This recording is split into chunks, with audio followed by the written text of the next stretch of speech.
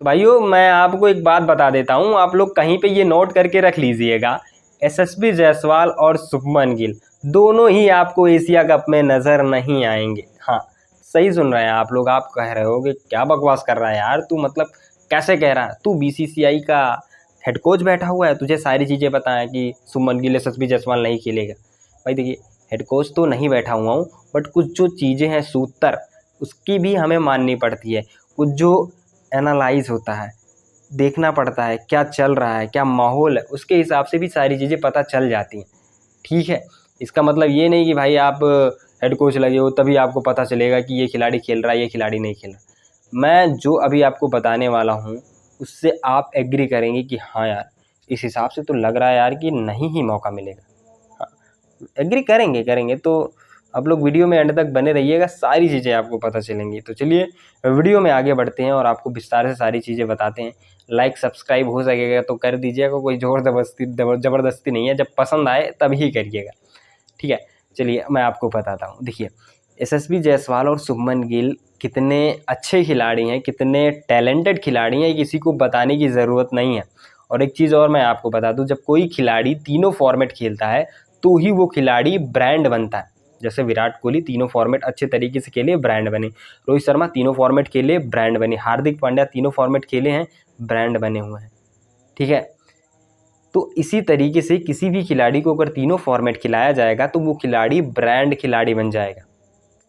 But यशस्वी जायसवाल और शुभमन गिल का case अभी ऐसा है कि उनको T20 खेलने का मौका मिल ही नहीं पा रहा है।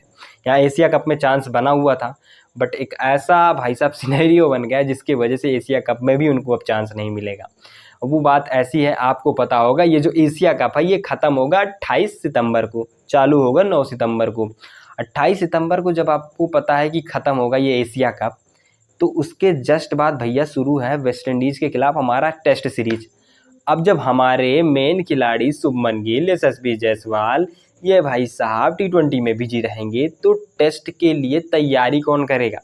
ये टेस्ट भाई साहब ऐसे है नहीं कि भैया मुंह उठाओ चल दो, बिना किसी तैयारी के चलो ग्राउंड में पहुंच के खेल लिए, जीत लिए, आगे वापस। नहीं, इसके लिए तैयारी करनी होनी पड़ती है।